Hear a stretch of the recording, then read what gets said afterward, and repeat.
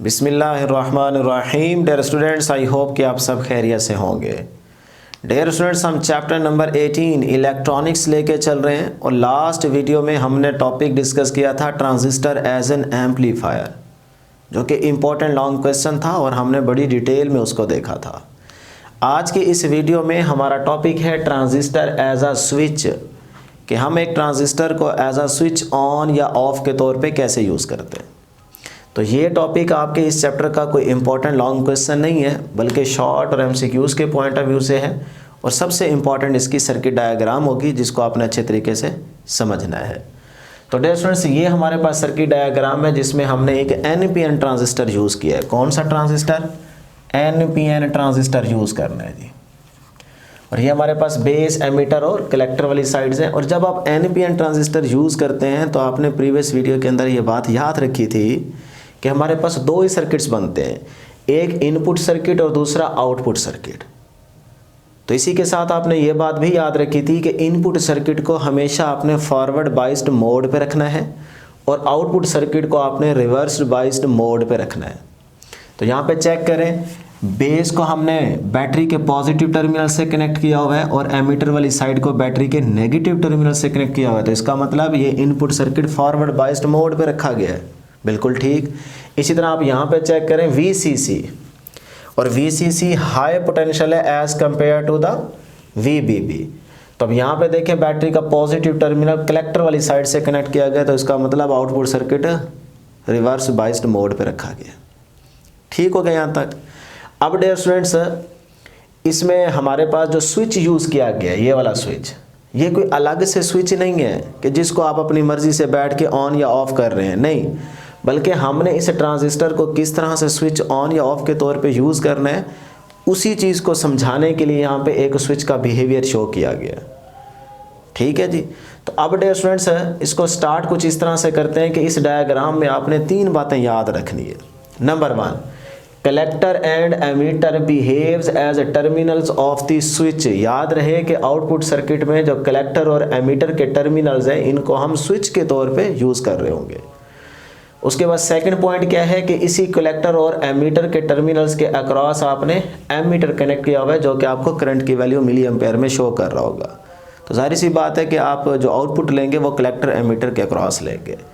और third point क्या है कि base and emitter act as control terminals, कि ये जो हमारे पास बेस और एमीटर के दो टर्मिनल्स हैं, इनको हम यहाँ पे यूज़ कर रहे हैं as a control terminals. Control terminals, ये बात याद रखिएगा, MCQs में पूछी जाएगी।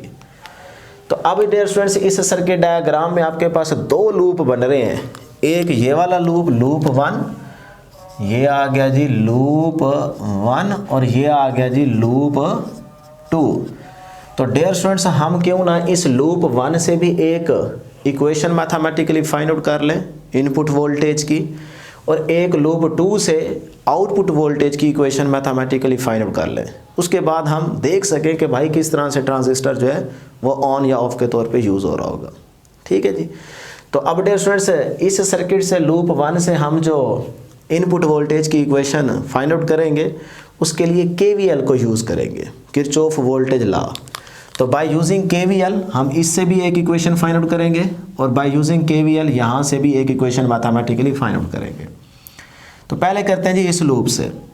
अब होगा क्या कि जब आप इनपुट वोल्टेज अप्लाई करेंगे, तो यहाँ पे आप क्या करेंगे, जब आप इनपुट वोल्टेज अप्लाई करेंगे, इनपुट वोल्टेज, ठीक, तो मैं डायरेक्ट यहाँ पे कर देता हूँ, इक्वेशन लिख देता हूँ, क्योंकि आप किस तरह से KVL को अप्लाई करते हैं KVL के टॉपिक में बड़ी डिटेल में समझ चुके हैं, देख चुके हैं।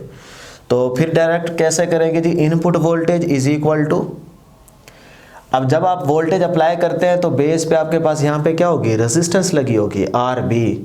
तो उस रेजिस्टेंस के अक्रॉस वोल्टेज का ड्रॉप होगा ना, यानी कि रेजिस्टेंस पोटेंशियल खाती है, तो वो जो पोटेंशियल का ड्रॉप होगा वो क्या होगा, IB/RB, क्योंकि आप यहाँ पे रेजिस्टेंस यूज़ करेंगे और उसका नाम होगा RB। और ये आप प्रीवियस वीडियो में कर चुके हैं, कोई नई बात नहीं है, यहाँ पे सिर्फ दिखाई नहीं गई। तो उसके अक्रॉस जो वोल्टेज होगी वो क्या होगी, according to Ohm's law IB/RB plus, उसके बाद क्या है जी, बेस और एमीटर। तो इसके अक्रॉस, बेस और एमीटर के अक्रॉस भी वोल्टेज का ड्रॉप होगा, तो वो क्या होगा, VBE। इसके अलावा तो कुछ नहीं लगाया गया ना लूप 1 में। तो ये हमारे पास इक्वेशन 1 बन गई इनपुट वोल्टेज की। क्लियर है जी यहाँ तक। अब लूप 2 से भी हम एक इक्वेशन आउटपुट वोल्टेज की फाइंड आउट करते हैं जो कि हमारे लिए इंपॉर्टेंट होगी। तो उसमें देखिएगा डियर स्टूडेंट्स, यहाँ से हम स्टार्ट कर लेते हैं। नेगेटिव और ये क्या है पॉजिटिव। तो नेगेटिव से पॉजिटिव जब आप जाएंगे, नेगेटिव से पॉजिटिव, तो साइन क्या रहेगा पॉजिटिव। ये आपको पहले हम बता चुके हैं। तो नेगेटिव से पॉजिटिव, तो इसका मतलब साइन क्या रहेगा प्लस, तो VCC प्लस का। फिर आगे यहाँ पे आपने लगाई होगी रेजिस्टेंस, क्योंकि आपने उस रेजिस्टेंस के अक्रॉस आउटपुट वोल्टेज लेनी है ना। तो इसका मतलब यहाँ पे कौन सी रेजिस्टेंस थी RC। वैसे तो बल्ब भी लगाया गया, इसकी भी रेजिस्टेंस है, किसी न किसी लोड रेजिस्टेंस के अक्रॉस आपको वोल्टेज मिल रही होगी। तो यहाँ पे रेजिस्टेंस क्या थी प्रीवियस सर्किट्स के अंदर RC। तो RC के अक्रॉस जो वोल्टेज का ड्रॉप होगा वो क्या होगा according to ohm law ICRC। V = IR होता है ना। तो ये देखें, अब रेजिस्टेंस है पोटेंशियल खाएगी, साइन क्या आएगा माइनस, तो ICRC। क्लियर है जी। उसके बाद देखें ये कलेक्टर टर्मिनल और ये क्या है एमीटर। तो CE के अक्रॉस भी पोटेंशियल का ड्रॉप होगा और वो क्या होगा VCE। तो ये देखें माइनस का VCE। तो ये VCE क्या है बेसिकली कलेक्टर और एमीटर के अक्रॉस वोल्टेज का ड्रॉप, जिसको आप बेसिकली आउटपुट वोल्टेज भी कह सकते हैं। आउटपुट वोल्टेज कह लें या यही आउटपुट वोल्टेज किसके इक्वल है जी VCE। कलेक्टर और एमीटर के अक्रॉस आपको आउटपुट वोल्टेज मिलती है। तो इस तरह से VCC दोबारा सुन लें, VCC नेगेटिव से पॉजिटिव जा रहे हैं, VCC प्लस का रहेगा। आगे RC यूज़ की गई होगी, RC के क्रॉस वोल्टेज का ड्रॉप होगा according to ohm law ICRC minus का। फिर उसके बाद कलेक्टर और एमीटर के अक्रॉस वोल्टेज का ड्रॉप है VCE, जो कि V0 के इक्वल है, लेकिन मैंने यहाँ पे VCE ही लिखा है, इज इक्वल टू 0, बाकी कुछ भी नहीं बचा। अब डिस्टेंस यहाँ से हमें चाहिए VCE माइनस क्या इस साइड पे आके प्लस हो जाएगा। तो ये देखें ये प्लस का लिख दिया। क्लियर। VCC माइनस ICRC वैसे का वैसे। अब VCE को हम V0 कह सकते हैं ना आउटपुट वोल्टेज। तो ये VCE V0 और ये वाली चीज़ वैसे की वैसे। तो ये बन गई क्वेश्चन नंबर 2 जो कि हमारे पास आउटपुट वोल्टेज की क्वेश्चन है। अब यहाँ से हमें चीज़ें समझ आएंगी कि ट्रांजिस्टर कब ऑफ या ऑन के तौर पे यूज़ हो रहा होगा। तो इसमें सर हम 3 केसेस डिस्कस करेंगे। सबसे पहले A, फिर B, फिर C।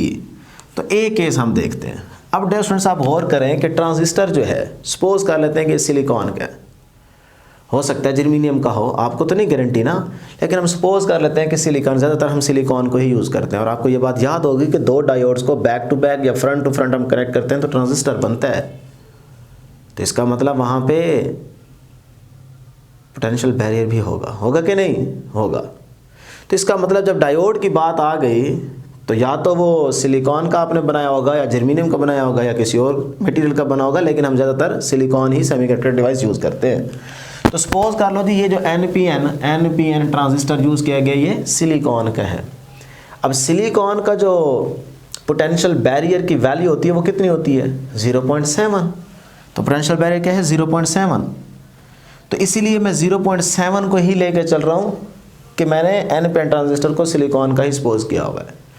तो पहली कंडीशन अप्लाई करते हैं कि सपोज करें जी 0.7 वोल्ट से जब आप लेस पोटेंशियल अप्लाई करेंगे, यानी कि ये जो इनपुट वोल्टेज है पोटेंशियल है ये आप जब 0.7 वोल्ट से कम अप्लाई करेंगे यहाँ पे, तो फिर मुझे बताएं कि क्या बेस करंट होगा। बेस करंट की वैल्यू होगी नहीं होगी ना यार, क्योंकि बैरियर ही ब्रेक नहीं हो रहा तो करंट फ्लो ही नहीं करेगा। जब करंट फ्लो ही नहीं करेगा तो कलेक्टर करंट तो वैसे ही आपको नहीं मिलेगा ना, आउटपुट तो आपको मिलेगी ही नहीं। तो फिर मैं कह सकता हूं कि डियर स्टूडेंट्स जब आप इस कंडीशन को अप्लाई करेंगे कि इनपुट वोल्टेज VBE 0.7 वोल्ट से लेस आप अप्लाई करेंगे तो बेस करंट की वैल्यू क्या हो जाएगी 0। बेस करंट होगा ही नहीं, है ना। तो फिर मैं कह सकता हूं कि इस कंडीशन पे बेस करंट क्या हो गया 0। अब अगर बेस करंट 0 है तो इसका मतलब ये जो बल्ब है ये तो रोशन ही नहीं होगा। कलेक्टर करंट तो डिपेंड करता है ना बेस करंट पे। कलेक्टर करंट जो है ये डिपेंड करता है बेस। अब बेस है ही नहीं तो कलेक्टर करंट भी तो नहीं होगा। कैसे पता चलेगा, प्रूफ कर लेते हैं। I C is equal to beta into I B, यही क्वेश्चन पढ़ चुके हैं। तो बीटा इंटू आई बी क्या है 0, तो आई सी भी क्या हो गया 0। अगर बेस करंट नहीं है तो फिर कलेक्टर करंट भी नहीं है। तो जब कलेक्टर करंट है ही नहीं तो क्या ये बल्ब रोशन रहेगा, ऑन होगा, लाइट एमिट हो रही होगी, नहीं। तो इसका मतलब फिर जो सर्किट होगा वो एक ओपन सर्किट के तौर पे बिहेव कर रहा होगा। तो जब आप ये वाली कंडीशन अप्लाई करेंगे तो उस टाइम आपकी सर्किट डायग्राम ये नहीं होगी, क्योंकि यहाँ तो देखें लाइट ऑन है, स्विच भी ऑन है, बल्ब रोशन है। तो इस कंडीशन पे तो कलेक्टर करंट की वैल्यू 0 आ रही है, तो ये सर्किट डायग्राम आप नहीं बनाएंगे, बल्कि आप ये वाली सर्किट डायग्राम बनाएंगे जो कि बुक में दिखाई गई है। तो इस सर्किट डायग्राम में देखें बल्ब रोशन नहीं है, कलेक्टर करंट की वैल्यू 0 है, स्विच भी क्या है ओपन। तो अब यही सर्किट डायग्राम स्विच ओपन के तौर पे यूज़ हो रही है ना, तो फिर इसी को आप स्विच ओपन के तौर पे इस तरह से शो कर सकते हैं। देखिए इसमें कोई आपको एनपीएन ट्रांजिस्टर या इस तरह की डायग्राम नहीं दिखाई गई, बल्कि वो जो NPN transistor as a switch open के तौर पे यूज़ हो रहा होगा या ऑफ के तौर पे यूज़ हो रहा होगा वो इस तरह से होगा। देखें सिर्फ एक स्विच ओपन है तो इसका मतलब कुछ भी नहीं है, बल्ब यहाँ पे रोशन नहीं है। तो ये दो डायग्राम जो आपने बनानी है जो कि बुक में बनाई गई हैं वो इस कंडीशन पे हैं। क्लियर है जी। तो अब डियर स्टूडेंट्स इस कंडीशन पे ट्रांजिस्टर क्या रहेगा ऑफ, और इसी को आप बोलते हैं cut off transistor, cut off. Graph के अंदर हम जाएंगे तो फिर इस कंडीशन पे आपको वही रीजन मिलेगा, कट ऑफ रीजन। लो जी, फिर अब हम देखते हैं कि अगर इस कंडीशन पे ट्रांजिस्टर ऑफ वाली सिचुएशन में चला गया है तो अब ये ऑन कब होगा। तो अब डेस्टन second condition VBE input voltage जब 0.7 वोल्ट से आप थोड़ी सी इंक्रीज करेंगे, ज़्यादा नहीं थोड़ी सी इंक्रीज करेंगे। जब यहाँ से आप थोड़ी सी इनपुट वोल्टेज बढ़ाएंगे तो क्या बेस करंट होगा, बिल्कुल होगा, क्योंकि पोटेंशियल बैरियर कितना है 0.7 और आप वोल्टेज 0.7 से ज़्यादा कर चुके हैं। तो इसका मतलब अब करंट फ्लो करेगा। तो जब करंट फ्लो करेगा तो बेस करंट भी होगा, इसी तरह से फिर आपके पास कलेक्टर करंट भी होगा। जब कलेक्टर करंट होगा तो बल्ब क्या हो जाएगा रोशन।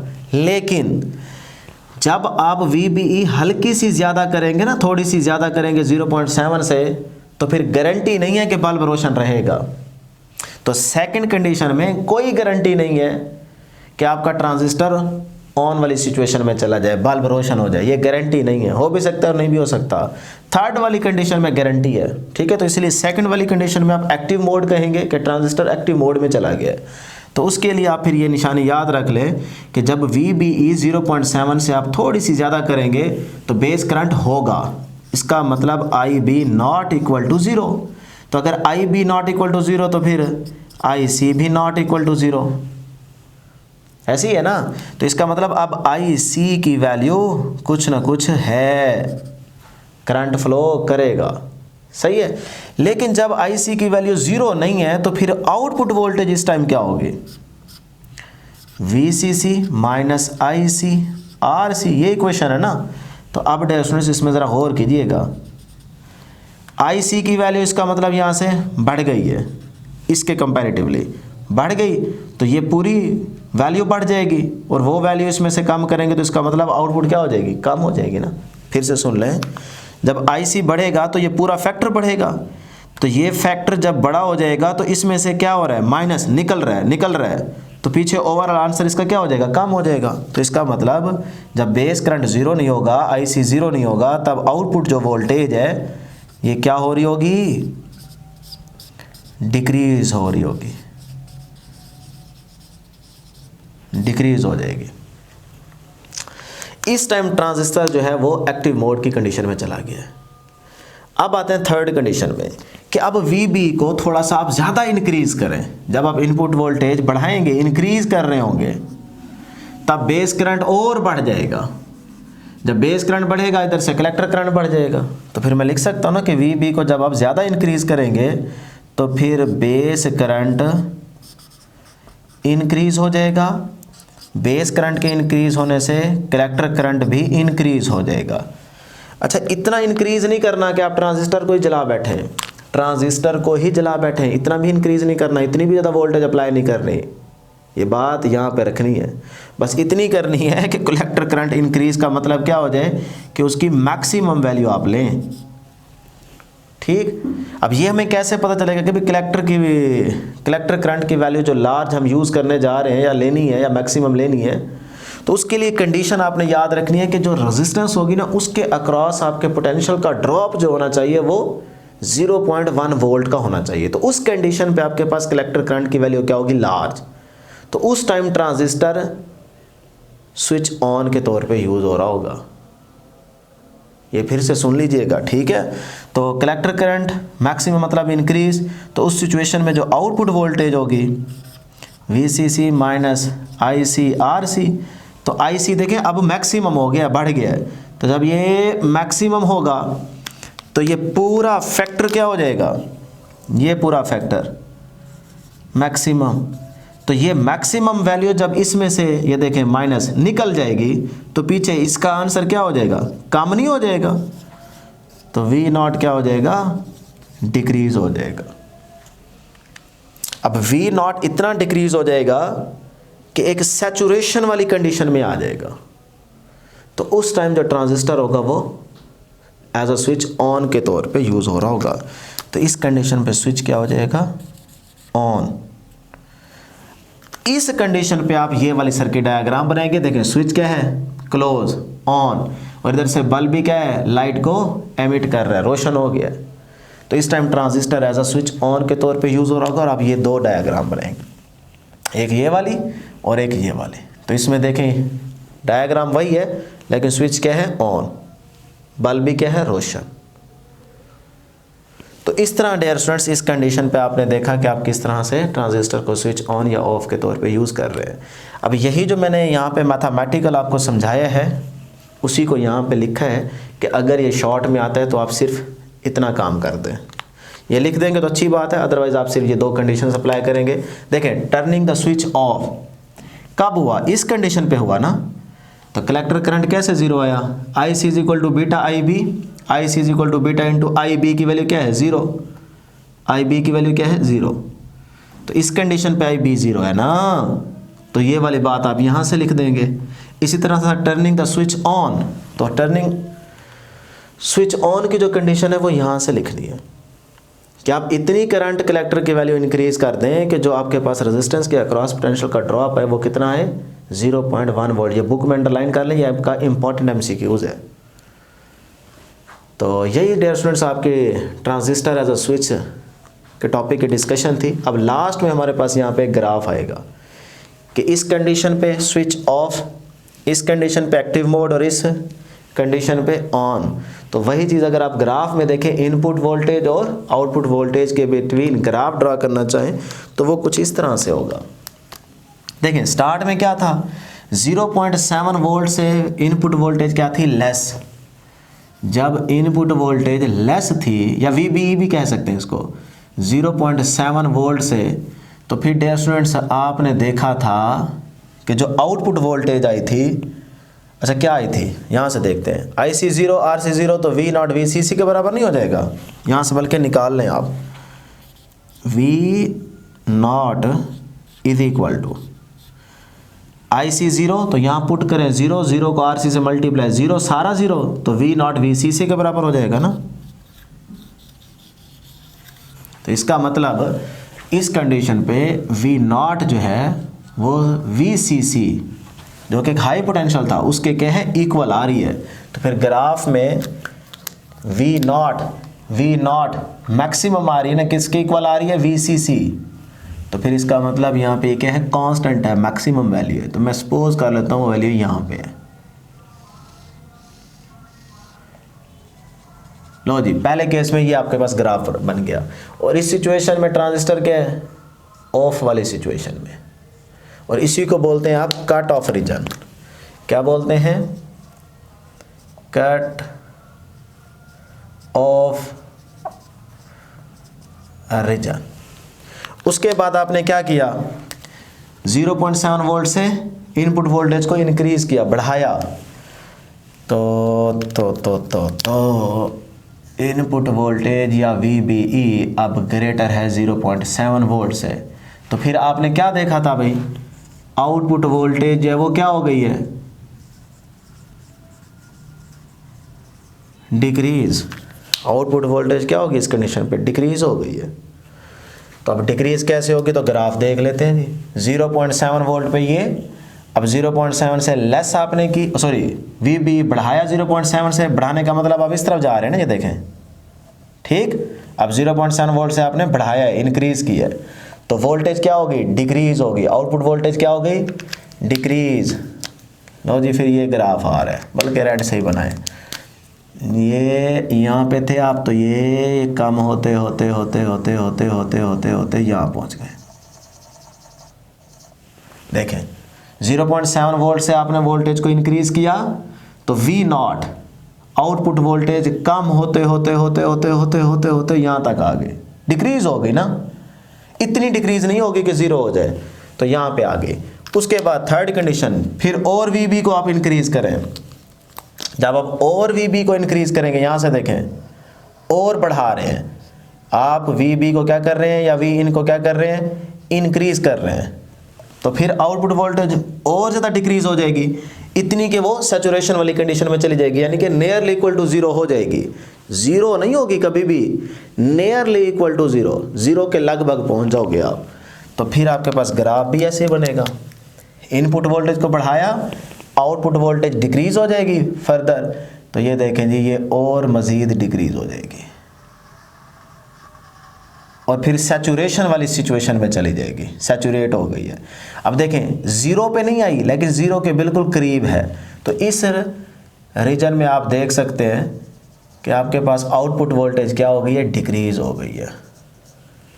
इतनी डिक्रीज हो गई है कि nearly equal to zero, nearly equal to zero. Zero होगी कि नहीं, ज़ीरो करना नहीं है, ज़ीरो होगी भी नहीं, नियरली इक्वल टू ज़ीरो आप कह सकते हैं। तो अब ये वाला रीजन हमारे पास क्या था, कट ऑफ रीजन। ये वाला जो रीजन है इसको हम नाम देंगे active mode region, active mode region, ठीक। इसमें ट्रांजिस्टर एक्टिव मोड में चला गया है, तैयारी कर रहे हैं अपनी ऑन होने की। और ये वाला जो आपके पास रीजन है, ये वाला, ये कहलाता है आपका सैचुरेशन रीजन। सैचुरेटेड कह लें या सैचुरेशन पॉइंट कह लें, रीजन कह लें, आपकी मर्जी है,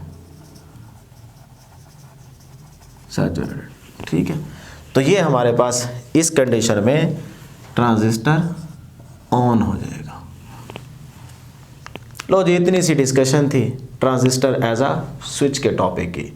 तो मैं उम्मीद करता हूँ कि इस टॉपिक में आपको किसी किस्म का कोई मसला नहीं होगा। एक दफ़ा इसको चेक कर लें, अगर किसी को कोई मसला है तो वो कमेंट सेक्शन में ज़रूर पूछ सकता है। तो आज के लिए इतना ही, दुआओं में ज़रूर याद रखिएगा। अल्लाह हाफिज़।